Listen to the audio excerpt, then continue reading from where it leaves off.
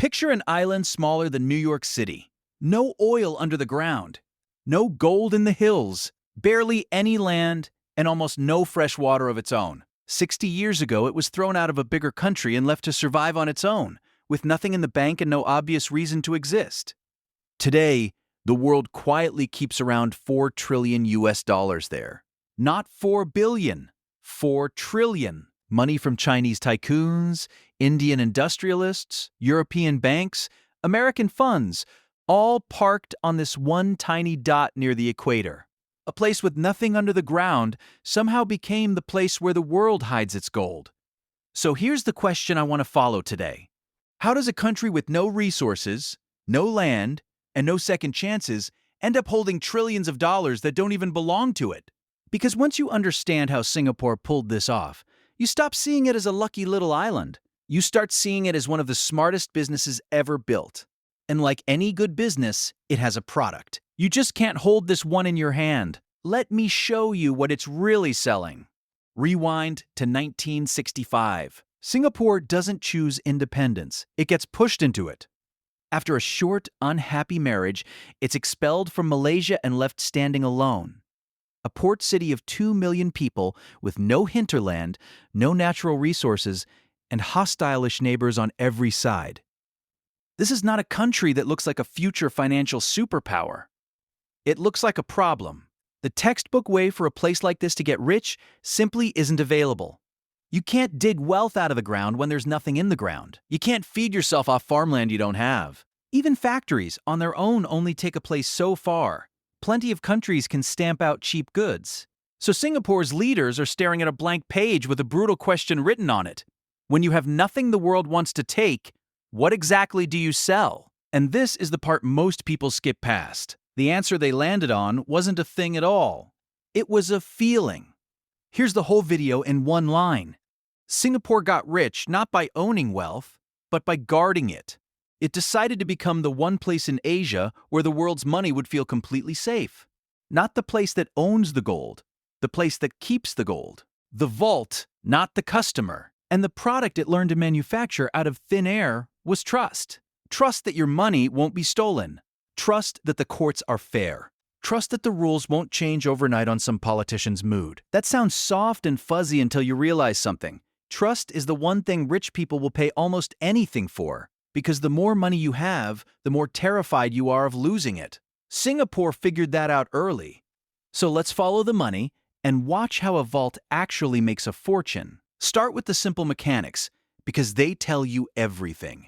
A vault doesn't get rich by owning what's inside it. It gets rich by keeping other people's things safe and charging a small, steady fee for the service. Do that at a big enough scale, for long enough, and the fees become a river. That's Singapore. The country's asset managers look after somewhere around 5 to 6 trillion Singapore dollars. Call it roughly 4 trillion US dollars and rising. But here's the number that actually matters, the one that reveals the whole game. More than 3/4 of that money, about 77%, comes from outside Singapore. Read that again. Most of the money Singapore manages isn't Singapore's money. It's the world's money, sitting in Singapore for safekeeping. The country is the middleman. It stands between people who have wealth and the places they want to put it to work, and it takes a cut for being the trusted hands in the middle. Now watch how fast that middleman business has grown, because the speed is the tell. Look at family offices. These are basically private companies set up to manage one wealthy family's fortune. Think of it as a personal money management team for people rich enough to need their own.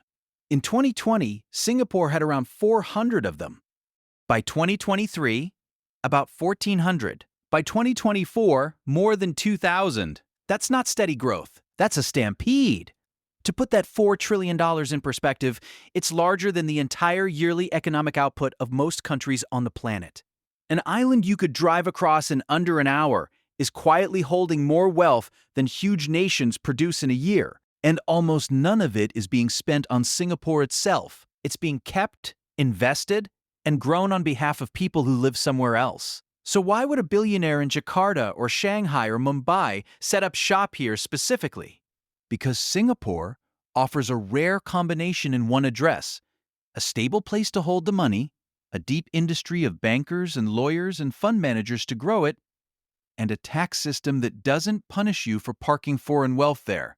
Safety and growth, same place. For someone whose biggest financial fear is loss, that pairing is worth paying for, and Singapore collects on that fee, family office after family office, year after year. And notice how clever this position actually is. When you own wealth, you carry all the risk. Markets crash, businesses fail, fortunes evaporate overnight. But when you guard wealth, you get paid whether the market goes up or down. The fees keep flowing as long as the money stays parked. Singapore chose the smarter seat at the table. Not the gambler placing the bets, but the house that takes a small, reliable cut of every hand. Do that for an entire region, for decades, and you get rich, slowly, steadily, and far more safely than the people whose money you're holding. And here's my first take, because the numbers practically say it out loud. Singapore engineered this on purpose. It rolled out tax incentives that make foreign income very cheap to hold, kept the corporate tax rate low, and built special schemes so the world's wealthy could run their family fortunes from Singapore with a light tax touch. It didn't wait for the money to show up. It built a doorway, painted low tax, high safety above it, and held the door open. But, and this is where it gets interesting, low tax alone is not the secret. Lots of places offer low tax. Some sunny island will always undercut you on the tax rate. If cheap tax were the whole story, the money would chase whoever's cheapest this year, and it would never settle anywhere. It doesn't behave that way. The money comes to Singapore and it stays, which means tax is just the bait. The hook is something else entirely. To see the hook, you have to look at how this island built a lock around the money that almost no rival can copy. So how does a small, young country convince the world's richest people to trust it with trillions? It didn't happen by accident, and it didn't happen overnight. It was built, piece by piece, like a vault door. The first moves were about timing. Back in 1968, before most people were even thinking about Asia as a money center, Singapore created something called the Asian dollar market.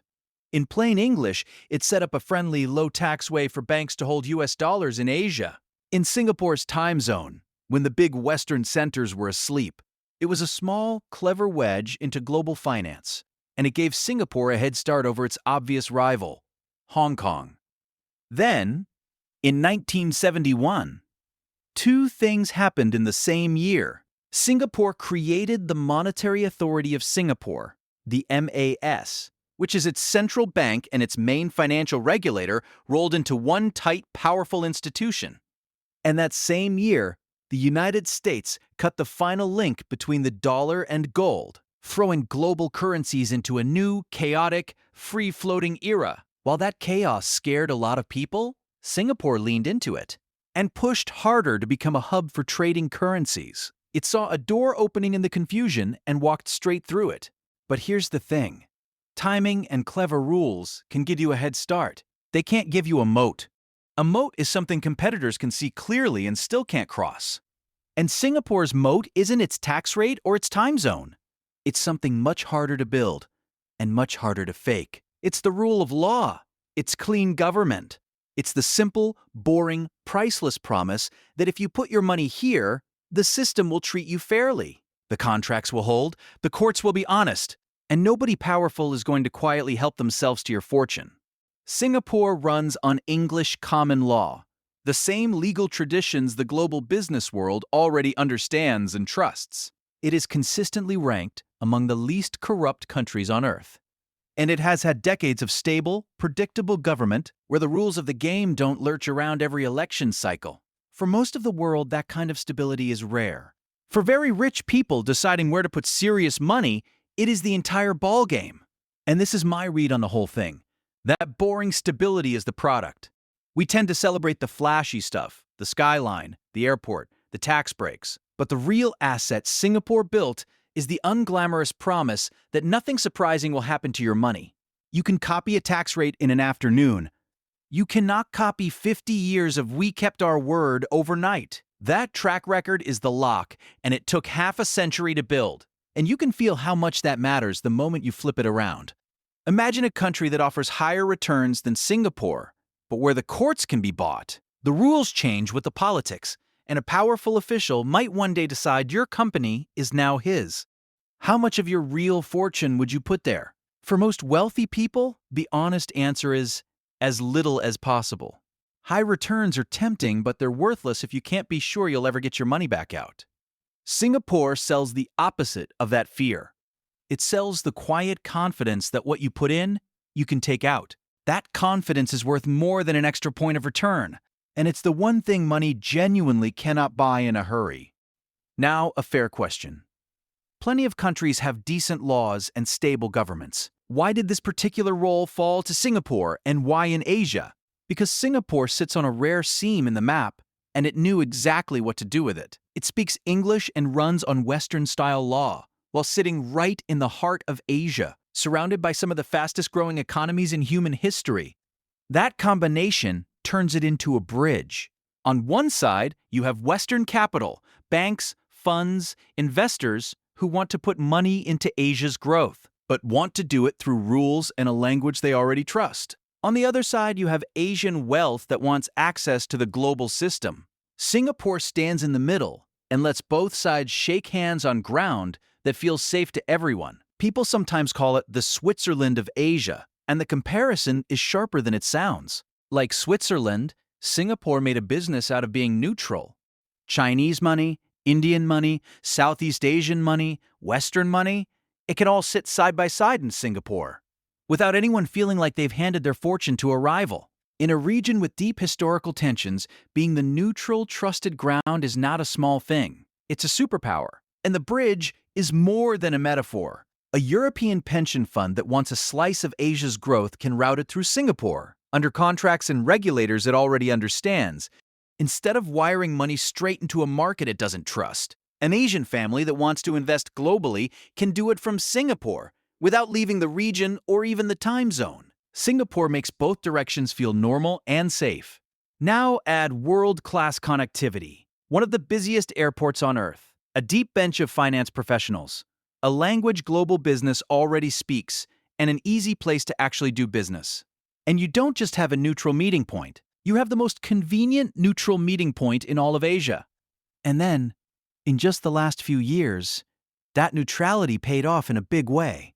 When the money got nervous, when wealthy families in and around Hong Kong and mainland China started worrying about stability, about control, about where their fortunes might be safest, a lot of that money went looking for an exit, and it found one a short flight away, speaking a familiar language, with a vault door already open.